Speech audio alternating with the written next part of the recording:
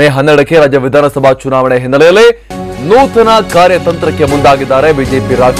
ರಾಜ್ಯದಲ್ಲಿ 11 ಸದಸ್ಯರ ಟೀಮ್ನಿಂದ ರಣತಂತ್ರವನ್ನು ರೂಪಿಸುವ ಕೆಲಸವನ್ನು ಅಮಿತ್ ಶಾ ಮಾಡ್ತಾ ಇದ್ದಾರೆ. ಅಮಿತ್ ಶಾ ಸೂಚನೆ ಮೇರೆಗೆ 11 ನಾಯಕರು ಆಗಮಿಸಿದ್ದಾರೆ. ಬಿಜೆಪಿ ರಾಷ್ಟ್ರೀಯ ಪ್ರಧಾನ ಕಾರ್ಯದರ್ಶಿ ರಾಮ್ ಮಾಧವ್, ಬಿಹಾರದ ಆರೋಗ್ಯ ಮಂತ್ರಿ ಮಂಗಲ್ ಪಾಂಡೆ, ಯುಪಿ ಸಚಿವ ಮಹೇಂದ್ರ ಸಿಂಗ್, ಗುಜರಾತ್ ಸಂಸದ ಸಿಆರ್ ಪಾಟೀಲ್, ರಾಜಸ್ಥಾನ್ ಸಂಸದ ಓಂ ಪ್ರಕಾಶ್ ಮಾಥೂರ್, ತುಂಬಾ ಸೀನಿಯರ್ ಲೀಡರ್, ಬಿಜೆಪಿ ನಾಯಕರುಗಳಾಗಿರುವಂತಹ ಸ್ವತಂತ್ರ ದೇವ್ ಸಿಂಗ್, ಜೊತೆಗೆ ಬಿಜೆಪಿಯ ಮತ್ತೊಬ್ಬ ಚಾಣಕ್ಯ ಅಂತಾನೆ ಗುರುತಿಸಿಕೊಂಡಿರುವಂತಹ ಯುಪಿ ಎಲೆಕ್ಷನ್ ಅನ್ನ ಗೆಲ್ಲಿಸಿಕೊಟ್ಟಿರುವಂತಹ ಭೂಪೇಂದ್ರ ಯಾದವ್, ಚಂದ್ರಕಾಂತ್ ದಾದಾ ಪಾಟೀಲ್, ಸತೀಶ್ ಉಪಾಧ್ಯಾಯ್, ಆಶೀಶ್ ಸೆಲ್ಲಾರ್, ಗೋಪಾಲ್ ಶೆಟ್ಟಿ ಇವರಿಗೆ ಉಸ್ತುವಾರಿಯನ್ನ ಹಂಚಿಕೆ ಮಾಡಲಾಗಿದೆ. ಇದರಲ್ಲಿ ಬಹುತೇಕರು ಚುನಾವಣಾ ಎಕ್ಸ್ಪರ್ಟ್ ಗಳನ್ನೇ ಈಗ ಅಮಿತ್ ಶಾ ಇಲ್ಲಿ ಕರೆಸಿರುವಂತದ್ದು. ಅದರಲ್ಲಿ ನಾವು ಗಮನಿಸಬೇಕಾಗಿರುವಂತದ್ದು ರಾಮ್ ಮಾಧವ್ ಅವರ ಹೆಸರು. ಈಶಾನ್ಯ ರಾಜ್ಯಗಳಲ್ಲಿ 0 ಸೀಟ್ನಿಂದ ಅಧಿಕಾರಕ್ಕೆ ತರುವಲ್ಲಿ ಪ್ರಮುಖ ಪಾತ್ರ ವಹಿಸಿದಂತಹ ರಾಮ್ ಮಾಧವ್ ಅವರನ್ನ ಕೂಡ ಕರೆಸಿಕೊಂಡಿದ್ದಾರೆ. ಹಾಗೆ ಬಿಹಾರದ ಆರೋಗ್ಯ ಮಂತ್ರಿ, ಉತ್ತಮ ಸಂಘಟಕ ಅಂತ ಗುರುತಿಸಿಕೊಂಡಿರುವಂತಹ ಮಂಗಲ್ ಪಾಂಡೆ ಅವರನ್ನ ಕೂಡ ಕರೆಸಿಕೊಳ್ಳಲಾಗಿದೆ.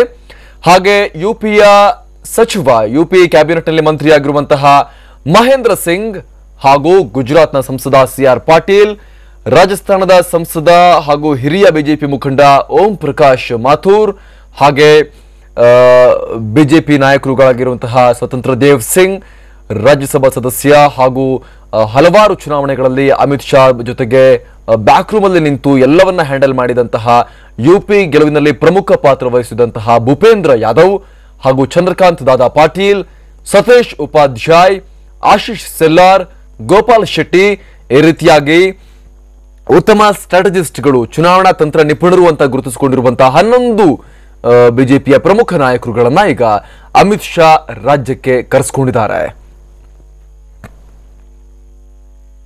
ಈ ಬಗ್ಗೆ ಮತ್ತಷ್ಟು ಮಾಹಿತಿಯೊಂದಿಗೆ ನಮ್ಮ ಪ್ರತಿನಿಧಿ ಕಿರಣ್ ಈಗ ಲೈವ್ ಇದ್ದಾರೆ. ಕಿರಣ್, 11 ಜನ ರಾಷ್ಟ್ರೀಯ ನಾಯಕರುಗಳನ್ನ ಈಗ ಕರೆಸಿಕೊಂಡಿದ್ದಾರೆ ಅಮಿತ್ ಶಾ. ಅದರಲ್ಲಿ ಬಹುತೇಕರು ಚುನಾವಣಾ ತಂತ್ರ ನಿಪುಣರು ಅಂತಾನೆ ಕರೆಸಿಕೊಂಡಿರುವಂತಹ ನಾಯಕರುಗಳನ್ನ ಕರ್ಕೊಂಡ್ಬಂದಿದ್ದಾರೆ.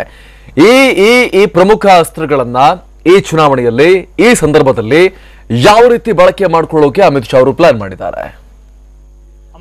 ಈ ಒಂದು ಮಿಷನ್ 150 ಅನ್ನುವಂತಹ ಒಂದು ಯೋಜನೆ ಏನಿತ್ತು ಬಿಜೆಪಿದು, ಆದರೆ ಇತ್ತೀಚಿನ ದಿನಗಳಲ್ಲಿ ಆ ಮಿಷನ್ 150 ತಲುಪುವಂತದ್ದು ಒಂದಷ್ಟು ಅನುಮಾನ ಅನ್ನುವಂತಹ ರೀತಿಯಲ್ಲಿ ಬಿಜೆಪಿ ಆಂತರಿಕವಾಗಿ ನಡೆಸಿದಂತಹ ಸರ್ವೆಗಳಿಂದ ಬಿಜೆಪಿಗೆ ಒಂದಷ್ಟು ಮನದಟ್ಟಾಗಿದೆ. ಆ ಕಾರಣಕ್ಕಾಗಿ ಇಷ್ಟು ದಿನಗಳ ಕಾಲ ಅಮಿತ್ ಶಾ ತಾವು ರಾಜ್ಯದಲ್ಲಿ ನಡೆಸಿದಂತಹ ಕಾರ್ಯತಂತ್ರವನ್ನ ಬದಿಗೊತ್ತಿ ಹೊಸದಾದಂತಹ ಒಂದು ತಂಡವನ್ನ ಈಗ ರಂಗಕ್ಕಿಳಿಸೋದಕ್ಕೆ ಈಗ ತೀರ್ಮಾನವನ್ನ ಮಾಡಿದ್ದಾರೆ. ಆ ಕಾರಣಕ್ಕಾಗಿ ಇವತ್ತು ಅವರು ಬೆಂಗಳೂರಿಗೆ ಬರ್ತಾ ಇರುವಂತಹ ಸಂದರ್ಭದಲ್ಲಿ ಒಂದು ದಿನ ಮುಂಚಿತವಾಗಿ 11 ಜನ ತಮ್ಮ ತಂಡದ ಸದಸ್ಯರನ್ನ ಬೆಂಗಳೂರಿಗೆ ಕಳುಹಿಸಿಕೊಟ್ಟು ಇವತ್ತು ಅವರ ಜೊತೆ ಮೊದಲ ಒಂದು ಸಭೆಯನ್ನ ಆಯೋಜನೆ ಮಾಡಿಕೊಂಡು ಸಭೆಯನ್ನ ನಡೆಸ್ತಿದ್ದಾರೆ. ಇಲ್ಲಿ ಪ್ರಮುಖವಾಗಿ ಇರುವಂತದ್ದು ಈ 11 ಜನಕ್ಕೆ ಉಸ್ತುವಾರಿಯನ್ನ ವಿವಿಧ ಭಾಗಗಳಿಗೆ ಉಸ್ತುವಾರಿಯನ್ನ ಕೊಡಲಾಗಿದೆ.